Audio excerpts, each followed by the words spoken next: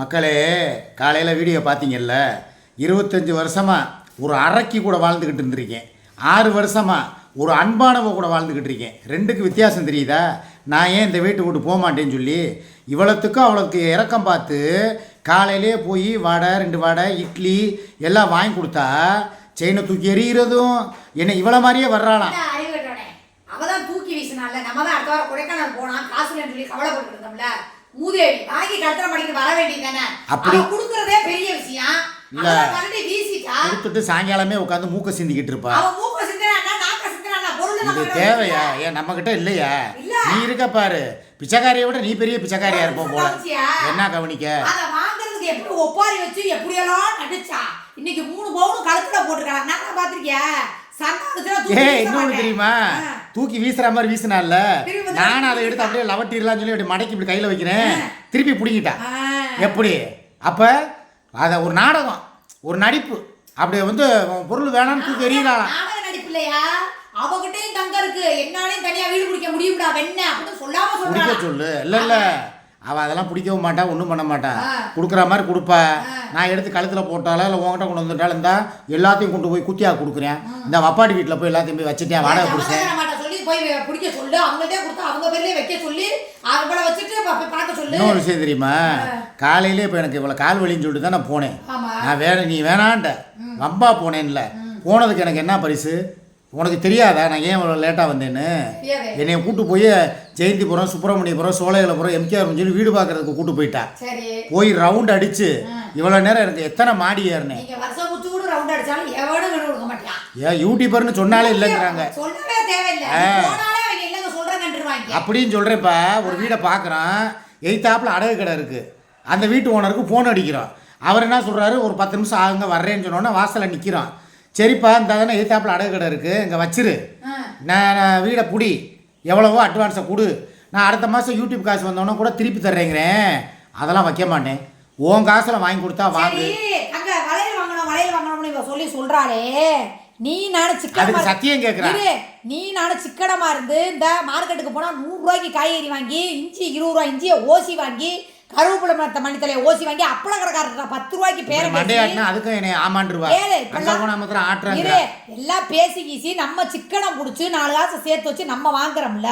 அவன் அத்த வலையில போட்டிருக்கா, இந்த வலையில போட்டிருக்கானா நான் குடும்பம். அது கவரிங்லப்பா. அது நம்ம இப்படி வச்சிருக்கிறது 1 கிராம் கோல்டுல. அது 1 கிராம் கோல்டு சொன்னா அந்த மூதேவி நம்பாத. நீ சத்தியம் பண்ணிட்டு வர வேண்டியதானே. உன்னை யார் சத்தியம் பண்ணிட்டா? பிரியாணிக்கு சத்தியம் பண்ணிட்டு பிரியாணி தின்ன மொஹரே பாரு. நீ சத்தியம் பண்ணாம வந்தா அப்படித்தான் சொல்லுவாங்க. நீ போய் பண்ணு. 1000 படம் வச்சிருக்க, ஒன்னு எடுத்துட்டு வா. இல்லன்னா இந்த எய்த்தாப்ல மேலதான் அந்த படம் இருக்கு, வா. மேரி மாதா படம் அந்த இருக்கு டாப்ல. அத புடி. இல்ல நான் என்ன கேக்குறேன்னா, நான் சொல்ல வந்ததே வேறே அதுதான். நம்ம சொல்ல வந்தத மறக்கறது. என்னது? தங்கத்துல வளையல் வாங்கி போற அளவுக்கு அவ்வளவு பெரிய பணக்காரியா இருக்கோம் நம்ம. நம்ம கிட்ட எங்க காசு இருக்கு? உள்ள ஒரு 4 செயின் போட்டதுக்கு இந்த வரத்து வர்றாங்க. அந்த இன்னொரு விஷயம் நல்லா கவனிச்சியா? இதுக்கு நீ சத்தியம் பண்ணுவ, நம்ம நகை அடகுல இருக்கா இல்லையா? கடவுள் மேல சத்தியமா முருகன், திருச்செந்தூர் முருகன் மேல அடகுல இருக்கு. போதுமாடா? அது 1 ரூபா 2 ரூபாய்க்கு லட்சத்துல இருக்குது. அது எதுக்காக வச்சேன்னு சொல்லி கேக்குறேன். அதெல்லாம் இவர்கிட்ட நம்ம சொல்லணுமா? கேஸ் விஷயத்துக்காக வச்சு கொடுத்துருப்போம். வச்சு பீஸ் கொடுக்க வேண்டாமா? குடிக்க வேண்டாமா? அத சொல்லு. என்ன நான் நாடகத்தை போட்டா காலையிலேயே உட்காந்து இவ்வளவு மாதிரியே அவ அடிக்க வர்றா என்னைய. இல்ல நான் என்ன தெருவிலையா பெத்து போட்டிருக்காங்க? வர்ற ஆளு போற ஆளு பூரா என்னை அடிக்கிறதுக்கு நல்லா வாயில வருது. சரி,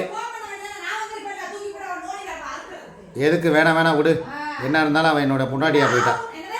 என்ன இருந்தாலும் அவன் நம்ம வீட்டுக்கு சரி வந்துட்டா, நம்ம இப்போ பார்த்துக்குருவோம்னு சொல்லி. அவள் ஒரு பிச்சைக்காரி. அவ கேட்ட கேள்வியை கமெண்டில் போட்டிருக்காங்கப்பா. உன்னைய பஸ்ஸில் அனுப்ப வேணாம், காரில் கூட்டு போனேன்ல, அதுக்கு போட்டிருக்காங்க. நான் முக்கியமாக வந்தது இதுக்கு தான் வந்தேன். ஒரு நாளே அதை நீ படிச்சிரு. இன்னொரு விஷயம் நான் சொல்கிறேன். அவளை மட்டும் காரில் கூட்டிகிட்டு போகிறேன். நேற்று முச்சூடு நான் ஆட்டோவில் போனேன், அப்போ மட்டும் உனக்கு உழைக்கிறேன்னு கேட்குறேன்னு. இதே பாண்டிச்சேரி போகிறப்ப தனியாக தானே போனேன். உன்னை கூட்டிகிட்டு போனாளா? இல்லை சொல்லிட்டு போனா. பாண்டிச்சேரியில் ஆட்டாவா சுற்றுறப்ப, தெருவா போய் சுற்றுறப்ப, உனக்கு வீடு வேணுங்கிறப்ப தெருவா போய் சுற்று. உன் தேவைக்கு தானே நீ பாண்டிச்சேரி உன்னைய கூட்டிகிட்டு போயிட்டேன் நான் காரில். ஒரே அங்கே பார்த்தா எரியுது அவளுக்கு. நீ என்ன சொன்ன? மனத்தை ஆத்துக்க தெரியுது. அதுக்கு பேர் என்ன சொல்கிறது? மனசை வந்து அதான் என்னையா மன நிம்மதிக்காக மன நிம்மதிக்காக நீ பாண்டிச்சேரி போனில்ல, எதுல போன, எப்படி போன, யாரை கேட்டு போன, யார்கிட்ட சொல்லிட்டு போன? பாண்டிச்சேரிக்கு பாண்டி கூட போயிருக்கேன். பாண்டிச்சேரிக்கு பாண்டி கூட கார்ல போன, இல்லவே இல்லன்னு சத்தியம் பண்ணா. அப்புறம் ஆமா கார்ல போனேன், காருக்கு காசு போட்ட ஆள் வரைக்கும் எனக்கு தெரியும். போனி இல்ல குமரேசனா யாரு? அதெல்லாம் இல்ல, நான் சொல்றேன். நான் என்ன சொல்றேன், நேத்து மட்டும் ஆட்டோல போனா உனக்கு வீடு பார்க்க நீ போயிருக்க, என்ன நீ நான் வாழ்றதுக்குமா போய் வீடு பார்க்க ஆட்டோல போனாவா? அது கிடையாது. ஆட்டோல போனதே இல்லையா, பஸ்ல போனதே இல்லையா? என்ன புதுசா பேசுற? இன்னைக்கு மட்டும் அதே கேள்விதான் இப்ப உன்னைய கேட்டிருக்காங்க.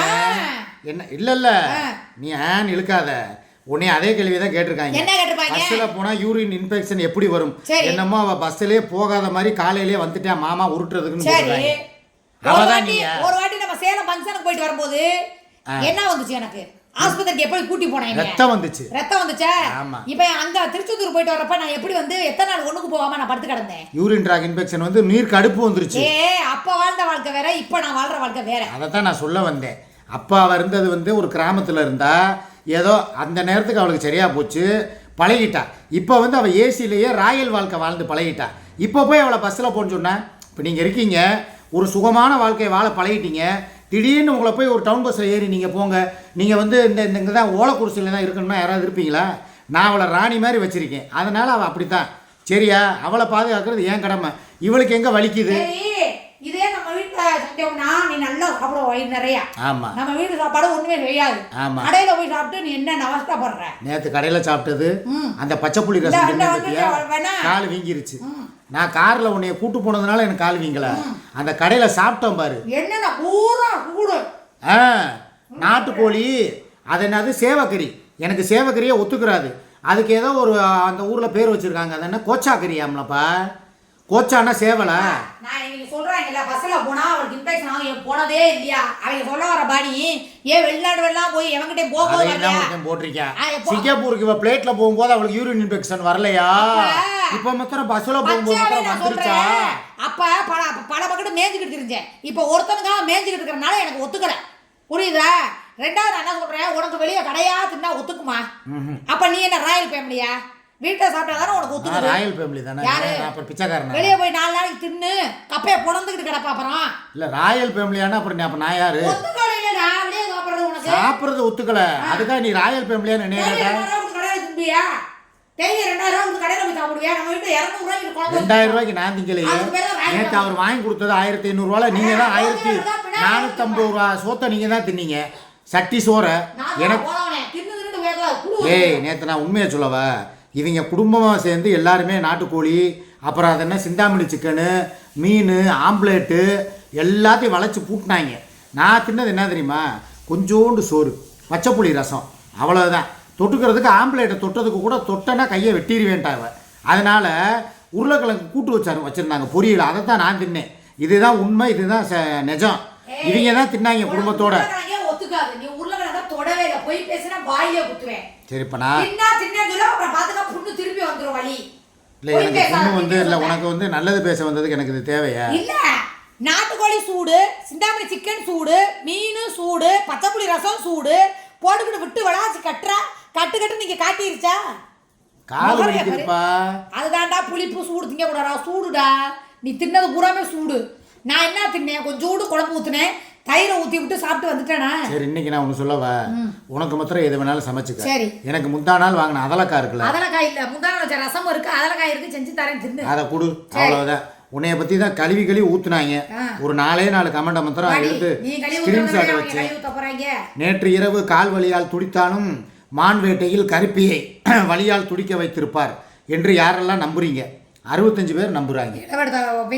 பலூன்ல தண்ணியை ஊற்றி வச்சு அவருக்கு உத்தரவு கொடுத்தது எனக்கு தான்டா தெரியும். முதுகுல எல்லாம் உத்தரவு கொடுத்தில, கழுத்தெல்லாம் வலிக்குது.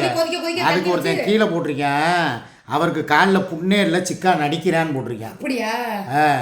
வேண்டாடே, எங்க அம்மா மேல சத்தியமா, என் தலை மேல சத்தியமா, பப்பு மேல சத்தியமா, எனக்கு காலில் புண்ணாகி போய் ஓட்ட விழுந்துருச்சுடா. அதில் எத்தனை தட்டி பஞ்சப்பா உள்ள வந்து சொருவுனாங்க, பஞ்சு ஜிஞ்சரு எல்லாம். இந்த உனையை பற்றி தான் ஒரு கமெண்ட் போட்டிருக்காங்க, அதையும் பார்த்துக்குரு நல்லா. கால்வலியோட சூர்யா அக்கா பசங்களை பள்ளிக்கூடத்தில் விட போனீங்க, இப்போ வீடு பார்க்க போனால் என்ன வலிக்குது அண்ணா உங்களுக்கு? கால்வலியோட நேற்று 10 மணி நேரம் வண்டி ஓட்டிட்டு வந்தேன்ல, அவ்வளோ தூரம் போனீங்கல்ல. இன்னைக்கு சுமிக்கா என் வீடு பார்க்க போனதுனால என்ன தப்பு? நான் சொல்கிறேன், மனசு ஆறுதலை தேடி நான் பாண்டிச்சேரிக்கு போனேன்னு சொல்லி சொல்றாளே, அதே மன ஆறுதலை சம்பந்திமா வீட்டில் தேடி இருக்கலாமே, சித்தி வீட்டில் தேடி இருக்கலாமே, இந்த உங்க அம்மா வீட்டில் தேடி இருக்கலாமே. பாண்டிச்சேரிக்கு போனாதான் மனசு வலி ஆதங்கம் தீருமா? மத்ததுக்கு மட்டும் சம்பந்திமா இல்லையா?